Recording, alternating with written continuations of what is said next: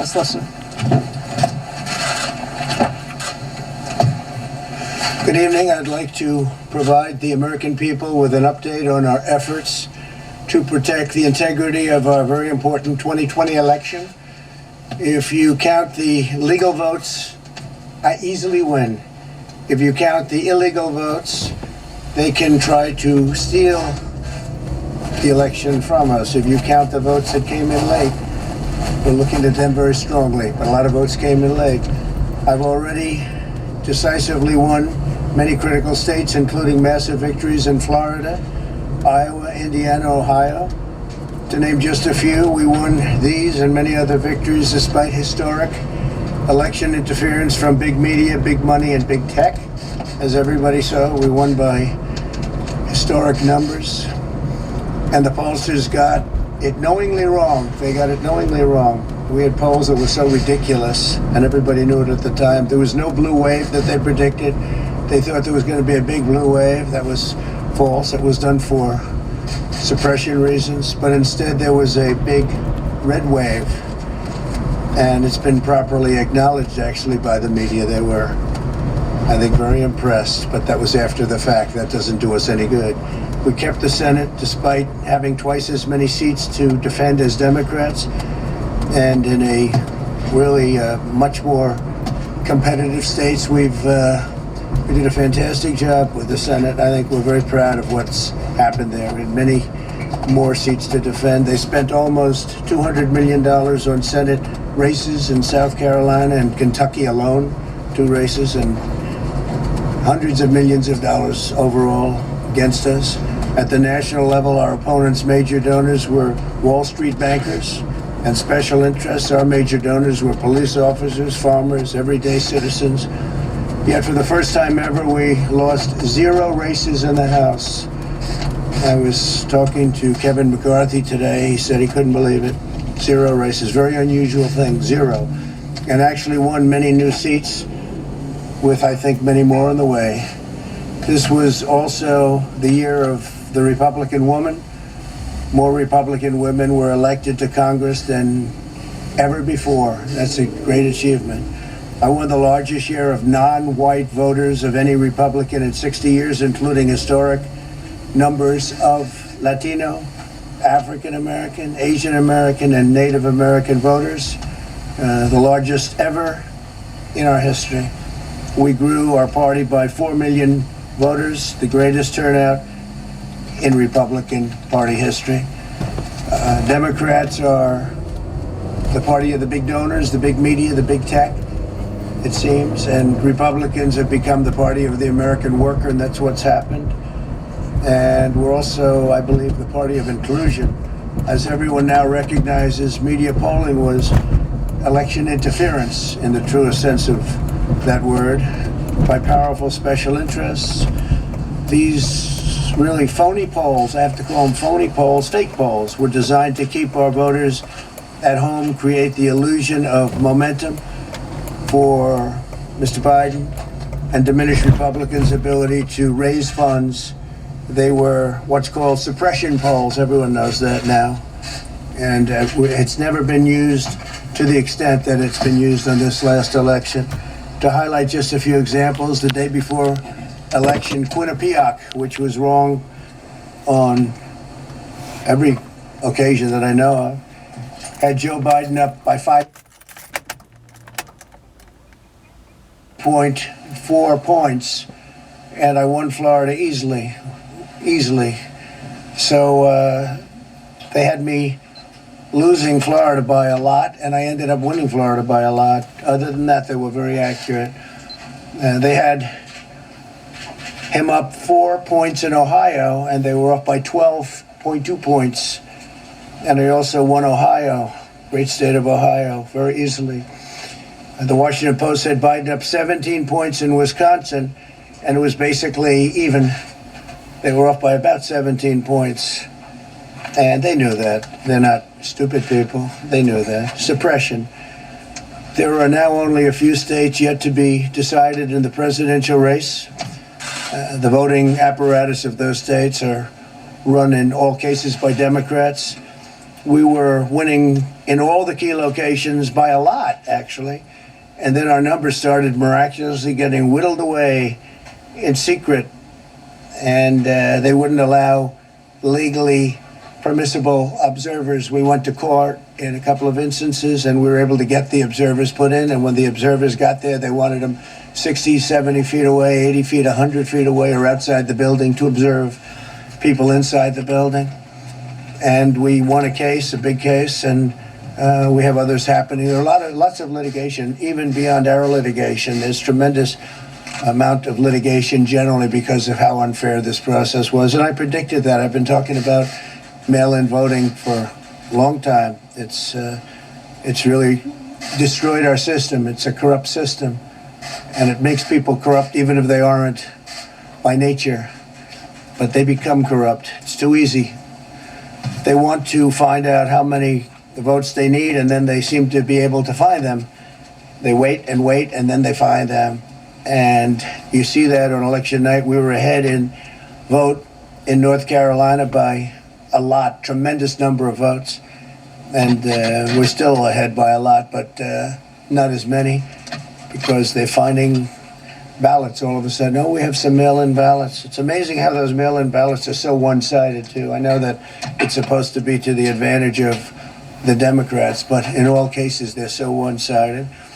All right, remarks there from President Trump at the White House this evening. There are a number of things that we would like to fact check about the remarks being made so far by the president. And to do that, I'm going to bring in NPR White House reporter Aisha Roscoe, NPR political correspondent Scott Detrow, and NPR voting reporter Miles Parks. Hey to all three of you. Hello. Hi there. Good evening.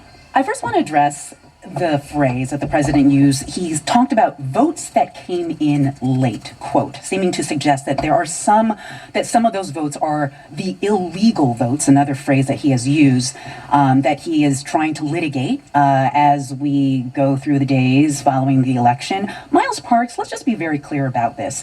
Are all ballots that arrive after Election Day necessarily illegal? No, first of all. And second of all, I think what's really interesting about that is that almost all of the mail-in ballots that he's talking about that are being counted after the fact, after the Election Day votes that are being counted, were actually cast earlier than the in-person votes that were counted, if that makes sense. So he's calling these ballots quote unquote late ballots or something like that, when in most cases these were ballots that were actually cast earlier than the in-person votes that he's talking about. Mm-hmm. Scott Detrow, President Trump was also criticizing a lot of the polling leading up to the election. In some cases, he referred to these polls as, quote, suppression polls. Let me ask you, how fairly has the president characterized the polling that occurred leading up to the election? They weren't suppression polls. He's talking about polls done by news organizations, colleges, universities, pollsters, gauging the presidential vote. As in 2016, there are a lot of questions about the accuracy of those polls and the fact that Trump's support seemed to be undercounted in a couple of key states, particularly Florida. I'm thinking of North Carolina. I'm thinking of the North Carolinas neck and neck. But by and large, again, we do not have the full picture of this election yet because there are millions of votes across the country that are still being counted. And that is because we saw this remarkable partisan split where voters who backed Democrats, by and large, voted early at the urging of the party, and voters who voted Republican, by and large, voted on the day of. So we are still counting the final tallies, and it's hard to say yet just how wrong the polls were. Right. I want to turn to some of the litigation that the president is referring to. Aisha Roscoe, if you could just kind of recap how wide the breadth of litigation is right now in the key battleground states that Republicans have started, go ahead. And then I do want you to touch on the question of whether the Trump campaign is concerned about possibly conveying the message that President Trump cannot win this election without the courts. So in some key states, such as Michigan, they had the Trump campaign has filed lawsuits they wanted to pause counting of the votes because they were complaining about having observers there. President Trump did mention that. I believe they've also been complaining about this in Pennsylvania. They wanted observers there to make sure how the ballots are being counted. I should point out that in these lawsuits that they're bringing, there's also a lawsuit in Nevada that they're bringing. They're concerned about people who may be voting from out of state. There are, they are raising these concerns. What I will say is they're not actually in these cases, from what we have seen, showing any actual evidence of malfeasance or wrongdoing. They seem to be raising concerns, but they're not pointing to specific evidence of illegal votes or something that was done that was really improper. They're not showing real evidence of that. So we need to be clear with what they're doing. They're raising some concerns about process, but they're not showing evidence of wrongdoing. Go ahead, Aisha. And as far as the campaign being concerned about this being, being handled by the courts or being decided by the courts, they don't seem to necessarily be running away from that. They've had some surrogates on TV. At least one of their, one of the legal experts for the campaign saying that, maybe that the Supreme Court would step in. They've had surrogates. Some of President Trump's adult children have been saying, that they want the Justice Department and FBI, where are they at? So they don't seem to be, concerned about having the court step in. All right, that is NPR's Aisha Roscoe, Scott Detrow, and Miles Parks analyzing some of the latest remarks made by the president at the White House tonight on the latest election results. This is All Things Considered from NPR News.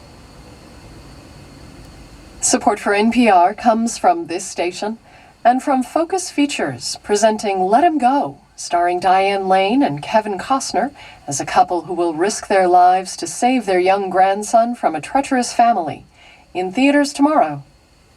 From Drexel University, Drexel's academic model is designed to prepare visionary leaders to address the challenges of a changing world.